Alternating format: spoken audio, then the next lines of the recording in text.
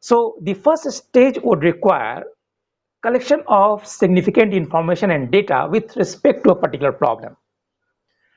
Right, so that's what would constitute the first stage, which Lasswell calls as intelligence. Right, because see, please try to understand that Lasswell's emphasis was on the scientific way or scientific method of studying the policies. So this has to have some kind of base which would include facts, which would include information, which would include some kind of data. That's what would be achieved in the first stage, right? So first stage involves collection of information, data, and facts with respect to a particular problem.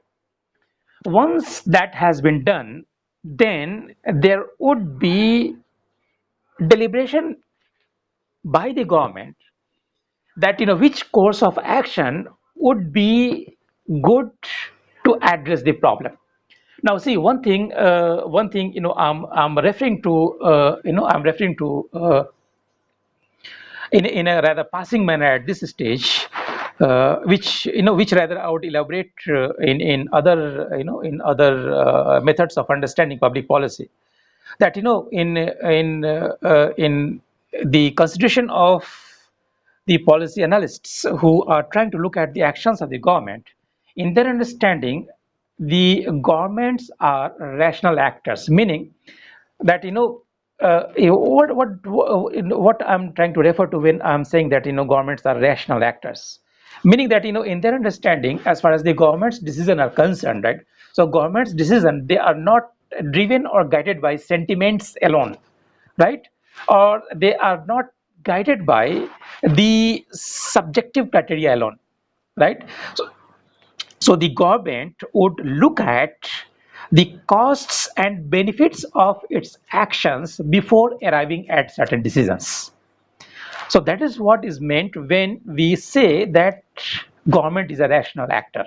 Okay, so when we say government is a rational actor, we mean that before deciding a course of action, government looks at various alternatives, and these alternatives would be looked at in the light of the facts and data, right? And based on these facts and data, government would calculate the likely benefits which the government may achieve by adopting a particular course of action and the likely course involved. So it is understood that the course of action which would involve achieving the objectives at the least possible cost would be adopted by the government, right?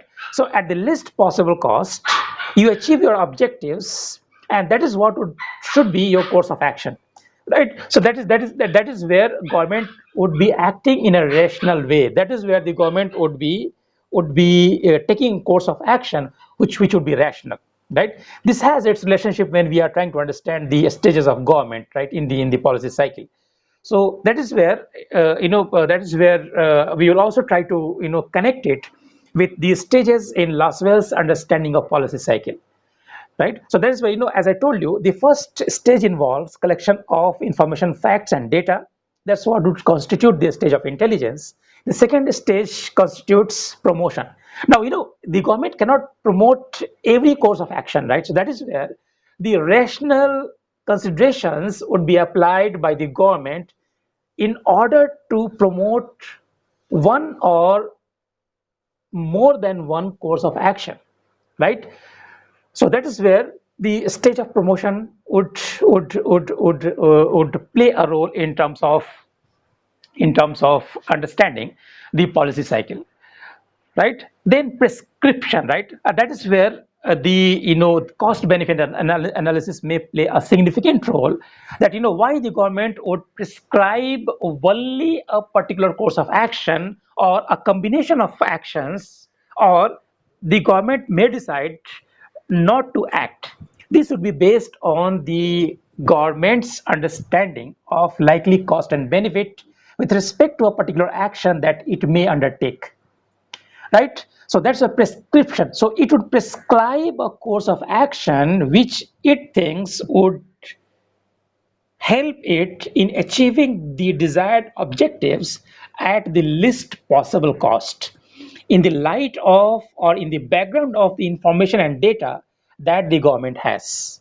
So that's where the third stage would be prescription, meaning that it is about deciding a course of action, right? This is what the government would prescribe. So prescription involves deciding on a course of action, right? And the third stage is about invocation, right? Invocation. So what invocation means? Meaning that invocation would mean that now that the government has decided on a course of action, then everyone would be expected to imply with sorry everyone would be expected to comply with the decisions of the government. So no one can say no to the decisions taken by the government. So government may penalize those who may decide not to accept the decisions of the government. So that's what invocation would mean, right? So invocation means complying with the decisions of the government, and non-compliance would invite penalty, right? Non-compliance would invite punishment. So this is what the fourth stage of invocation is, right? See, somewhere, if you recall, if you recall, right, if you recall, all this these have to do with the way with the way government functions and government acts, and the way government considers or the state considers that only the government has full control over the process of making policies, and this is backed by the power of sanction that the government has at its disposal, right? So the point I am trying to suggest is that this has its link with kind of systems model that you might have studied in your previous courses, wherein every policy is backed by the sanction, and the government reserves this power with it, wherein it has monopoly over the use of legitimate force. So government's decisions, they are not a matter of choice, but they are matters of compliance, right? So that's where invocation part would mean that government's decisions are to be complied with, number one, and number two, non-compliance would mean punishment, right?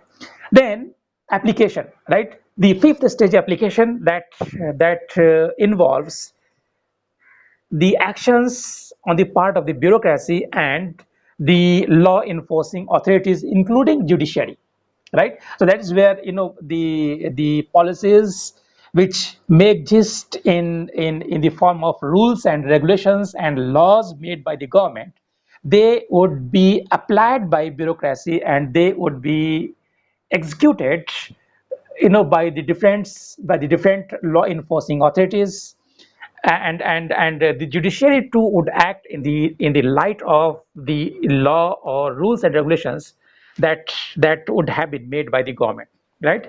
So that's what is the application part, right? Then after application, it is about termination. So sixth stage, Lasswell understands that once the policy has been implemented, then it would be terminated, right?